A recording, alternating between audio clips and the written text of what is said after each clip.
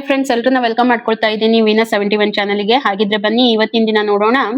ವೃಶ್ಚಿಕ ರಾಶಿಯವರಿಗೆ ನೆಕ್ಸ್ಟ್ 48 ಅವರ್ಸ್ಗೆ ಏನೆಲ್ಲ ಎನರ್ಜೀಸ್ ಬರ್ತಾ ಇದೆ, ಮತ್ತೆ ಅವರಿಗೆ ಗೈಡೆನ್ಸ್ ಏನ್ ಬರುತ್ತೆ, ಅವರ ಹೆಲ್ತ್, ರಿಲೇಶನ್ಶಿಪ್ ಮತ್ತೆ ಅವರ ಕರಿಯರ್ ಏನಿದೆ ಅಂತ ಹೇಳಿ, ಎಲ್ಲಿ ಅವರಿಗೆ ಪ್ರಾಬ್ಲಮ್ ಕ್ರಿಯೇಟ್ ಆಗ್ತಾ ಇದೆ. ಇದು ರೀಡಿಂಗ್ ನೆಕ್ಸ್ಟ್ 48 ಅವರ್ಸ್ಗೆ ಇರುತ್ತೆ.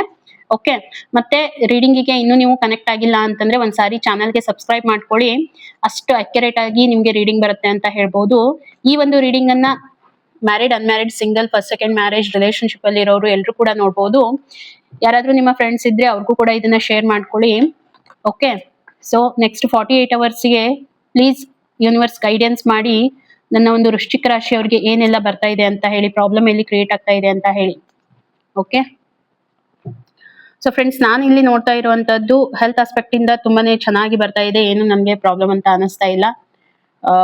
ಹೆಲ್ತ್ ಅಲ್ಲಿ ನೀವು ಎಲ್ಲ ಬ್ಯಾಲೆನ್ಸ್ಡ್ ಇದ್ದೀರಾ, ಏನು ಅಷ್ಟೇನು ನಿಮ್ಗೆ ತೊಂದರೆಗಳು ನನ್ಗೆ ಕಾಣ್ತಾ ಇಲ್ಲ.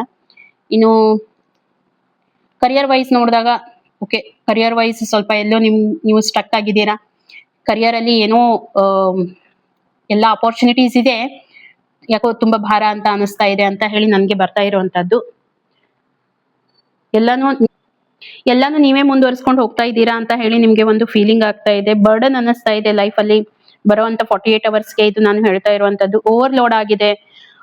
ಏನೋ ಒಂದು ಓವರ್ ಬರ್ಡನ್ ಆಗ್ತಾ ಇದೆ. ರಿಲೇಶನ್ಶಿಪ್ ಅಲ್ಲಿ ಕೂಡ, ಮತ್ತೆ ಬಿಸ್ನೆಸ್ ಅಲ್ಲಿ ಕೂಡ ತುಂಬಾನೇ ಹೆವಿ ಆಗಿ ತಗೊಳ್ತಾ ಇದ್ದೀರಾ ಎಲ್ಲಾನು. ಯಾಕೆ ನಿಮ್ಗೆ ರಿಲೇಶನ್ಶಿಪ್ ಹೇಳಿದೆ ಅಂತಂದ್ರೆ, ಸೊ ಸಮಯವಾದ ನೋಡಿ ರಿಲೇಶನ್ಶಿಪ್ ಅಲ್ಲಿ ಕೂಡ ನನ್ಗೆ ಏನೋ ಒಂದು ಬರ್ತಾ ಇರುವಂತದ್ದು.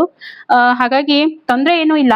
ಆದ್ರೆ ಇಲ್ಲಿ ಬಿಸ್ನೆಸ್ ಅಲ್ಲಿ ಮೇನ್ ನಿಮ್ಗೆ ಕರಿಯರ್ ಅಲ್ಲಿ ನಾನು ನೋಡಿದಾಗ ಸ್ವಲ್ಪ ಯಾಕೋ ತುಂಬಾನೇ ಸ್ಟ್ರೆಸ್ ಅಲ್ಲಿ ಇದ್ದೀರಾ ಅಂತ ಅನಿಸ್ತಾ ಇದೆ. ಮತ್ತೆ ಇನ್ನೂ ಹೇಳ್ಬೇಕು ಅಂತಂದ್ರೆ, ಕರಿಯರ್ ಏನೋ ಚೆನ್ನಾಗಿದೆ, ಇಲ್ಲ ಅಂತ ಅಲ್ಲ, ಆದ್ರೆ ತುಂಬಾ ಬರ್ಡನ್ ಮಾಡ್ಕೊಳ್ತಾ ಇದ್ದೀರಾ. ಹೇಗೆ ಅಂತಂದ್ರೆ ಎಲ್ಲಾನು ನೀವೇ ಅದನ್ನ ತಗೊಂಡು ಹೋಗ್ತಾ ಇದ್ದೀರಾ.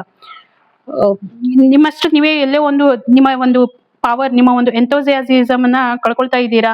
ನಿಮ್ಮ ಎಬಿಲಿಟಿ ಆ ಒಂದು ಜಾಬ್ ಅಲ್ಲಿ ಇರುವಂತದ್ದು ಎಲ್ಲ ಚೆನ್ನಾಗಿದೆ, ಆದ್ರೆ ಪ್ರಾಬ್ಲಮ್ ಎಲ್ಲಿ ಆಗ್ತಾ ಇದೆ ಅಂತಂದ್ರೆ, ಇದರಲ್ಲಿ ನಿಮ್ಮ ಎನರ್ಜಿ ಡ್ರೈನ್ ಆಗ್ತಾ ಇರುವಂತದ್ದು.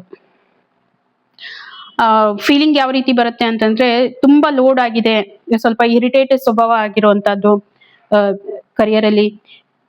ಈ ರೀತಿ ಎಲ್ಲ ನನ್ಗೆ ಬರ್ತಾ ಇದೆ.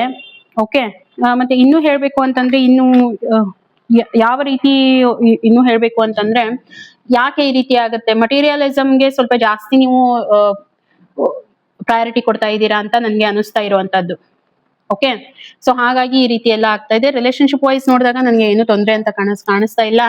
ಬ್ಲೆಸಿಂಗ್ಸ್ ಎಲ್ಲ ಇದೆ ನಿಮ್ಗೆ. ನಿಮ್ಮ ಒಂದು ಹಿರಿಯರ ಕಡೆಯಿಂದ ಬ್ಲೆಸಿಂಗ್ಸ್ ಎಲ್ಲ ಇದೆ.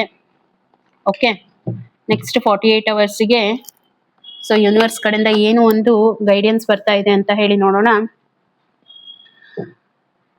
ಓಕೆ, ನಿಮ್ಗೆ ಗೈಡೆನ್ಸ್ ನೋಡಿ ಏನ್ ಬರ್ತಾ ಇದೆ ಅಂತ ಹೇಳಿ.